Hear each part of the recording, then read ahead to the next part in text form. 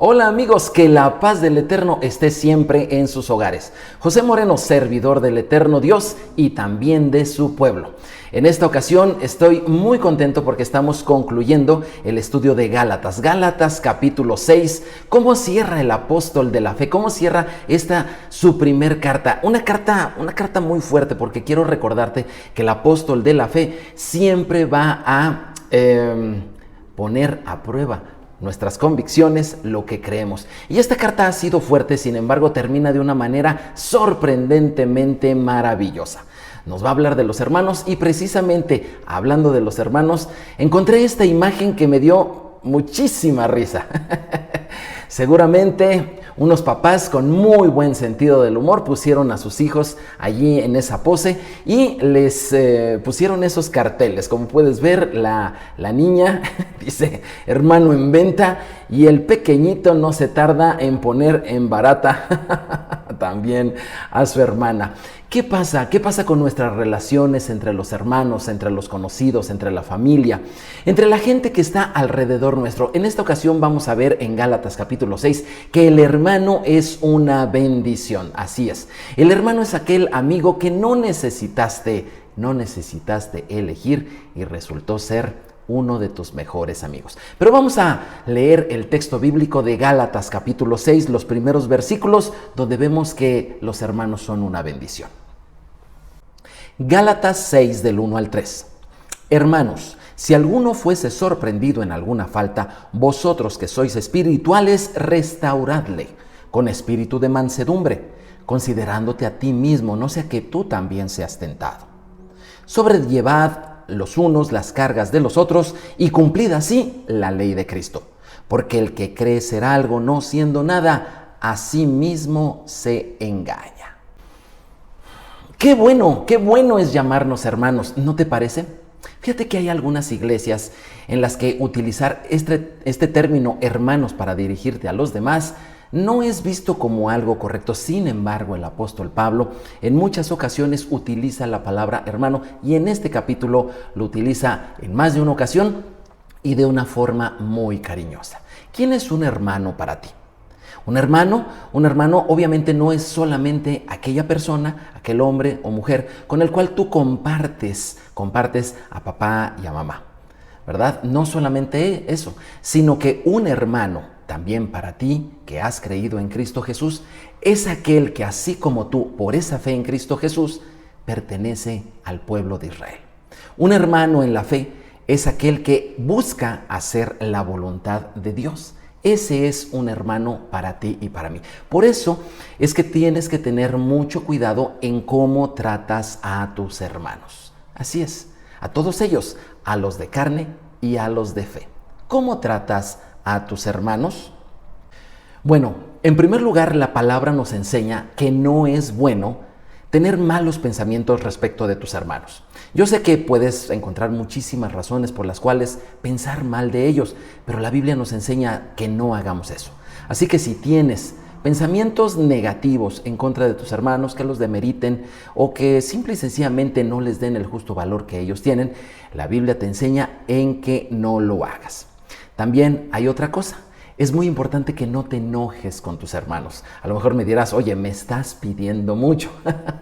No es bueno enojarte con tus hermanos y mucho menos insultarlos. Eso te pone en desventaja a ti.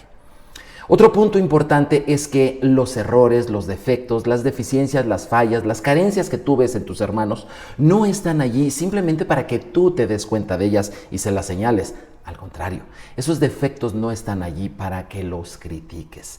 Deja de criticar a tus hermanos. Eso es algo importante que debes de hacer, instruido por la palabra de Dios. Y algo sumamente interesante, sumamente importante en nuestra vida, en nuestro cuidado hacia nuestros hermanos, en el trato que nosotros tenemos hacia ellos.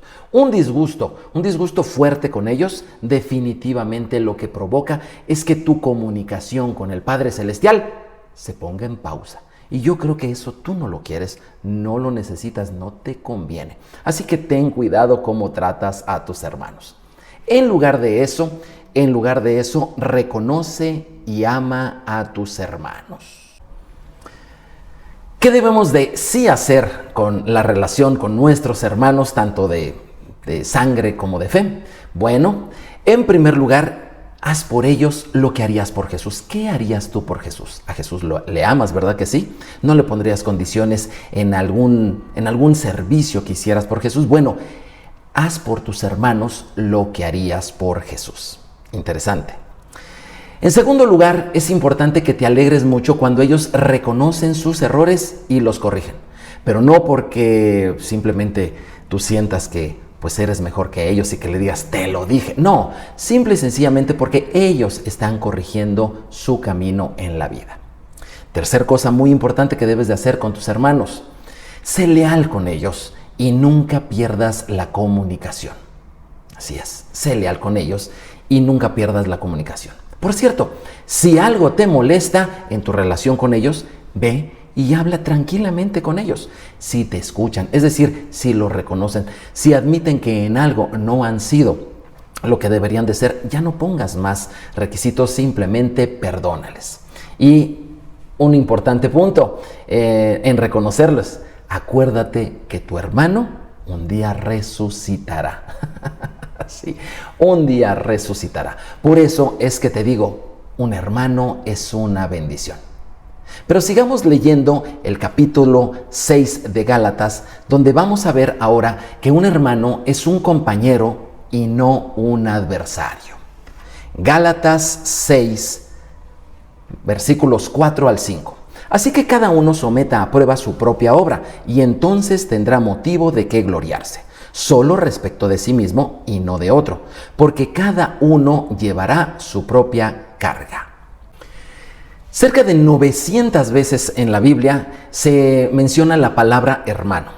En ninguna de ellas se nos permite tratarlos mal. Tampoco se nos invita o se nos instruye a hacer de ellos una comparación con nosotros, o menos aún a competir contra ellos. Tampoco se nos permite sacar provecho de nuestros hermanos. Al contrario, si tenemos hermanos, ya sea de sangre o de fe, nosotros debemos de ser para ellos una bendición y no una carga. Y aquí quiero hacerte estas preguntas respecto de si tu hermano es realmente para ti un compañero en la vida y no un adversario. La primera pregunta es, ¿cuándo fue la última vez que hablaste con tu hermano sin compararte con él? La segunda, ¿en este año le has ayudado sin buscar nada a cambio? Y la tercera pregunta, ¿disfrutas de su compañía y él contigo también se siente bien? Fíjate que tenemos, mi esposa y yo, a 2 de nuestros hijos trabajando en el extranjero, y uno de ellos vino a estar un tiempo de descanso, un mes de descanso aquí, y nos ha estado acompañando a varios lugares. Resulta de que muy en la noche le dijimos, oye, necesito ir a ver a tu tío, es decir, mi hermano menor.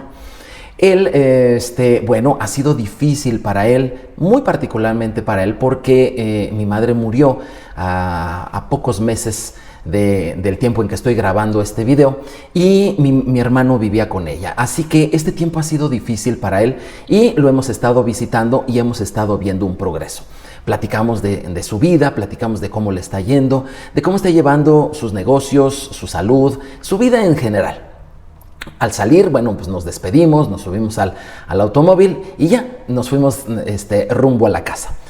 En la plática, mi esposa, mi hijo y yo estuvimos platicando, y mi esposa detectó y le dijo a mi hijo, ¿qué te pasa? ¿Estás llorando? Y le dice, sí. Le tuvimos que dar algunos segundos porque estaba muy conmovido, y le preguntamos, bueno, ¿y por qué lloras? Me dice, lo que pasa es que allá en el extranjero, donde él vive y donde él trabaja, me dice, no ves nada de esto.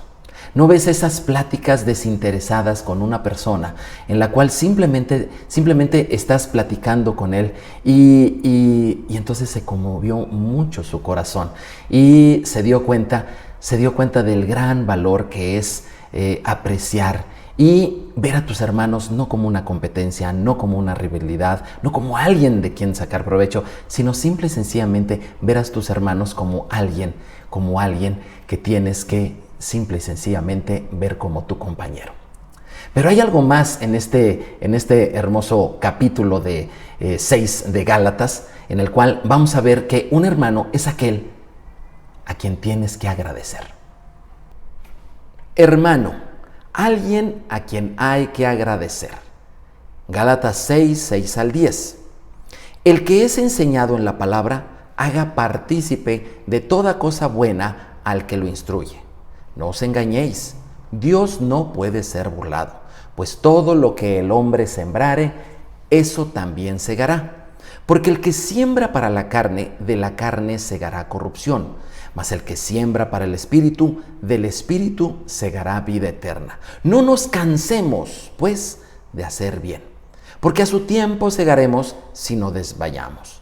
Así que, según tengamos oportunidad, hagamos bien a todos y mayormente a los de la familia de la fe.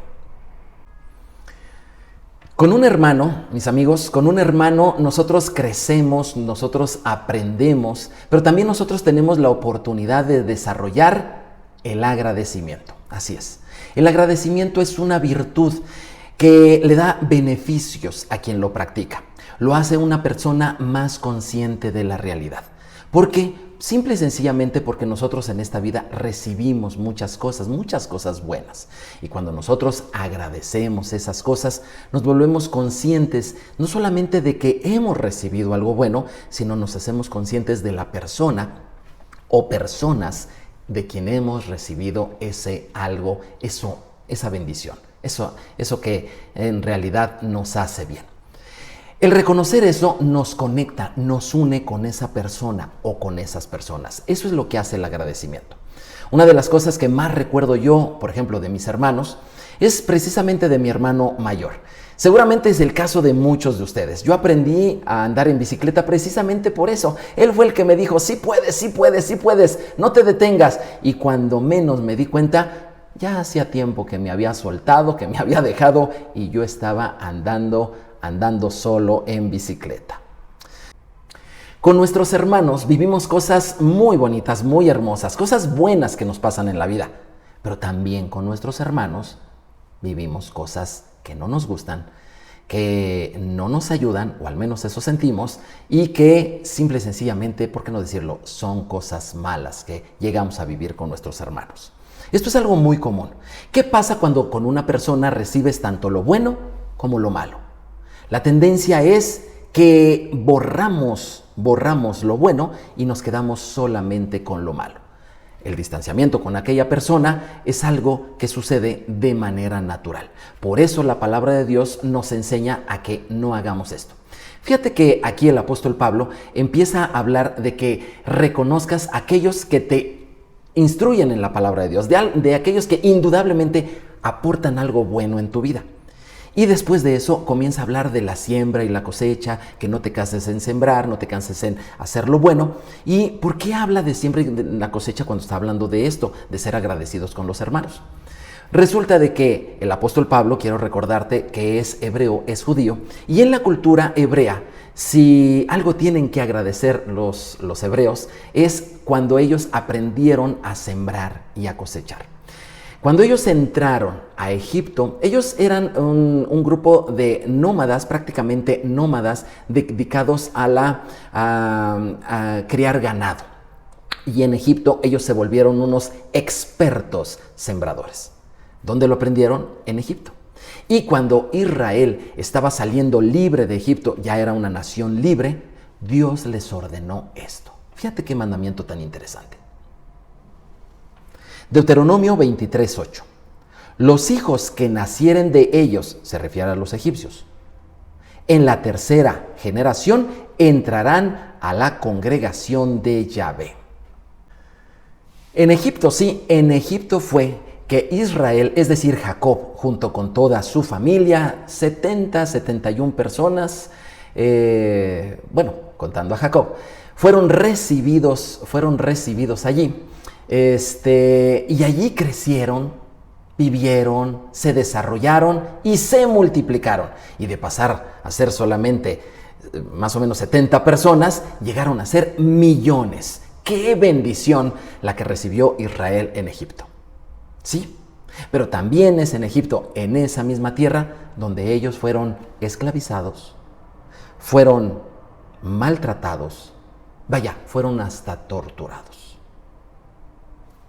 La pregunta es, ¿por qué Dios quiere que de esos egipcios que salieron libres con Israel y que ahora en la tierra prometida, en la tierra de Israel, ahora nacerían a la tercera generación, fueran parte de la congregación de Dios? Es decir, fueran de la familia de Israel, que los hebreos los trataran como su propia familia.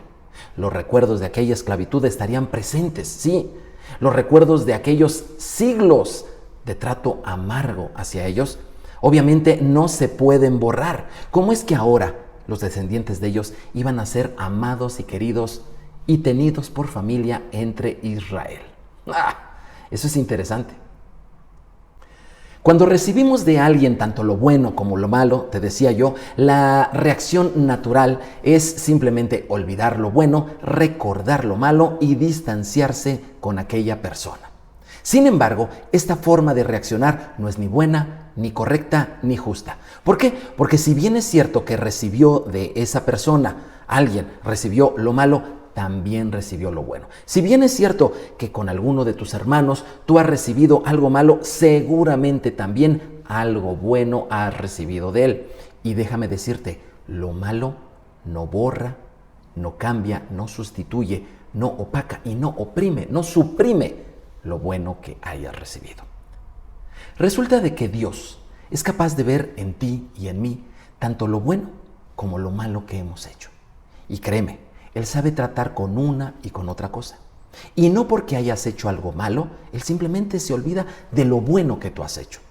Y algo más importante, no por ese hecho deja de hablarte y deja de tener una relación contigo. Dios sabe tratar con lo malo y con lo bueno que las personas han hecho y no rompe su relación con ellos.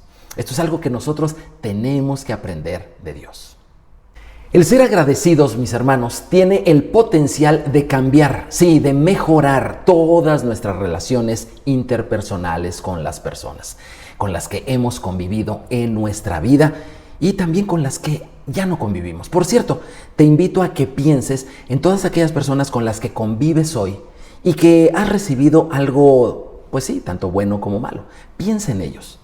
Reconoce, sí, no te olvides de las cosas malas, pero reconoce las cosas buenas. Piensa también en aquellas personas que ya no están en tu vida, que por estas circunstancias tú has dejado de tratarlos, has dejado de convivir con ellos, y piensa si has sido justo. Es cierto, las cosas malas han estado allí, pero algo bueno ha estado allí. Fíjate que estos fueron uno de los grandes pensamientos que cambiaron la relación de mi papá con sus familiares. Sí, con mis tíos, con mis tías. Esta fue una de las cosas más grandes que cambiaron y que abrió puertas al amor en la familia. Bueno, en primer lugar, en el corazón de mi papá y en la familia. Eso fue un beneficio que no solamente fue para él, sino nos trajo un beneficio a todos nosotros. Sin embargo, aquí el apóstol Pablo habla específicamente del hermano que te instruye. El versículo 6 de Gálatas 6 habla específicamente del hermano que te instruye y que te instruye la palabra de Dios. ¿Tú reconoces a las personas que han sido de bendición para ti en esto de la instrucción de la palabra del Señor? Yo recuerdo a todos y cada uno de ellos con mucho cariño y he aprendido algo más. Cuando tú recibes algo bueno de alguien y lo reconoces, no solamente hay que hacer eso, no solamente reconocerlo, ¿por qué no engrandecerlo? ¿Por qué no retribuirlo? Claro que sí. Por eso el apóstol Pablo dice que hagas partícipe de toda cosa buena a aquel que te instruye la palabra del Señor. Y aquí obviamente tenemos algunas preguntas.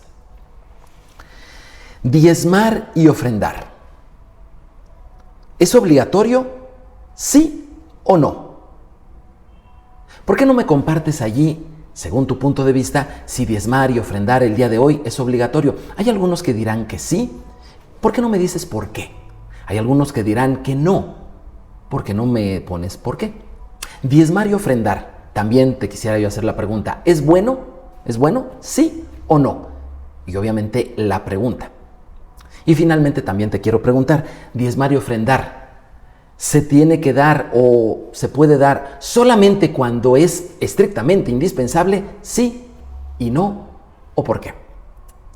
Como te dije en la clase anterior en Gálatas capítulo 5, amar es dar. Y una de las mejores formas de cumplir ese mandamiento es precisamente dando de lo que Dios te ha dado. En alguna ocasión llegó el momento en que yo lo aprendí. Me lo enseñaron mucho, pero eso es una cosa. Y otra cosa muy diferente es que yo lo aprendí. Lo aprendí haciéndolo. Y cuando lo aprendí, obviamente vinieron las bendiciones que yo no veía, que yo no tenía y por las cuales pues yo no tenía alcance hasta que yo no hiciera algo. Alguien me dio la oportunidad de que pudiera yo retribuir de manera material a todos aquellos que me estaban enseñando la palabra del Señor. A partir de ahí mi vida cambió en el concepto del agradecimiento. Mi vida cambió, obviamente, a lo mejor tú estás pensando, tu vida cambió en lo material. Sí, sí cambió en lo material, pero eso no es ni lo primero ni lo más importante. Mi vida cambió de dentro hacia afuera. Entendí que el agradecimiento es algo maravilloso, que me hace una mejor persona, que me educa en mi forma de pensar, en mi forma de conducirme, y eso simple y sencillamente llega a reflejarse también en lo externo. Por eso es que en esta ocasión, y si tú así lo consideras, si tú así lo quieres, yo te pongo allí estos datos para que si tú quieres hacer una aportación a este ministerio, te quiero dar simple y sencillamente la oportunidad de experimentar lo que yo he experimentado y que ha sido de mucha bendición. El hermano que te instruye. Pero seguimos en la lectura de Gálatas capítulo 6 y vamos a ver ahora, hermano, aquel que no necesita tus excusas, sino tu amor. Gálatas 6, 11 al 15 dice así: mirad con cuán grandes letras os escribo de mi propia mano. Todos los que quieren agradar en la carne, estos os obligan a que os circuncidéis solamente para no padecer persecución a causa de la cruz de Cristo. Porque ni aun los mismos que se circuncidan guardan la ley, pero quieren que vosotros os circuncidéis para gloriarse en vuestra carne. Pero lejos esté de mí gloriarme, sino en la cruz de nuestro Señor Jesucristo, porque en el mundo me es crucificado a mí y yo al mundo. Porque en Cristo Jesús ni la circuncisión vale nada, ni la incircuncisión, sino una nueva creación. A lo largo de esta carta, el apóstol Pablo nos ha confrontado con cosas de nuestra fe y nos ha enseñado que las costumbres judías y obedecer la Torá no son lo mismo, son cosas diferentes. De hecho, muchos judíos gustan mucho de hacer discípulos en base a sus costumbres, sus reglamentaciones, en base a su religión, pero no en base a la Torá. En cambio, tomar la cruz de Cristo, seguir su ejemplo, es decir, obedecer a Dios sin reservas, obedeciendo la palabra del Señor, es lo que en verdad vale. El apóstol Pablo nos enseñó en esta carta, de manera directa e indirecta, que ni el judaísmo ni el cristianismo son cosas que Dios realmente estime. Lo que verdaderamente estima Dios es un corazón que verdaderamente le obedece a Él y ama a su prójimo. El amor que Él necesita requiere de que tu hermano piense como tú. El aprecio que tu hermano necesita de ti es indispensable que esté de acuerdo con tus convicciones, inclusive religiosas. ¿No acaso Jesús murió en una cruz simple y sencillamente por amor? Vamos a la última parte del capítulo 6 de Gálatas. Hermano, aquel con quien necesitas vivir en paz. Gálatas 6 del 16 al 18. Y a todos los que anden conforme a esta regla, paz y misericordia sea a ellos y al Israel de Dios. De aquí en adelante nadie me cause molestias, porque yo traigo en mi cuerpo las marcas del Señor Jesús. Hermanos, gracia de nuestro Señor Jesucristo sea con vuestro espíritu. Amén. Mucha, pero mucha tranquilidad, mucha paz les espera a todos aquellos que entienden este aspecto del hermano. Al final, Pablo vuelve a tomar esa hermosa palabra, hermano, hermano, hermana. ¿Qué necesitas hacer con ellos? Necesitas vivir en paz. Y si tú sigues esta instrucción del apóstol Pablo, tú vas a disfrutar de mucha paz en tu vida. En realidad, es muy difícil quitarle las vendas a aquellos ciegos que no quieren ver. Y el apóstol Pablo ha sido muy confrontativo en esta carta. Nos ha hablado acerca de nuestras convicciones de fe, como todas ellas tienen que verse cuestionadas y muchas de ellas hasta literalmente rotas, para que demos paso al amor entre los hermanos. Un hermano es ese amigo que es ese mejor amigo que no necesitaste elegir. Y esto sucede tanto en la familia de carne como en la familia de fe. Al final podemos decir las dos palabras, Charis y Shalom. Charis es gracia, ¿verdad? Y Shalom es paz. Con esto estamos terminando el estudio sistemático de la carta a los Gálatas. Y de él estoy próximo a sacar un manual, un pequeño libro. Bueno, ¿por qué no decirlo? Pues es un libro que traerá todos los comentarios que hemos estado vertiendo en este curso y todavía material adicional que te ayudará a entender mejor la carta de Gálatas y dejar todas esas cosas, todas esas ideas que por siglos hemos pensado en Occidente respecto de la carta de Gálatas y que no encajan con el resto de las escrituras. Pero este estudio que te he compartido con todo el cariño de mi corazón y bueno, sabiendo que sirvo primeramente a Dios y también a su pueblo, te haré llegar en próximas ocasiones y si estás interesado, por favor, apúntamelo, estate pendiente porque estaré presentando este libro que sin duda espero que sea de mucha bendición. Y como hemos terminado esta carta entre el griego y el hebreo, en esta ocasión me despido invitándote a que nos veamos en la siguiente y que nos veamos Charis y Shalom.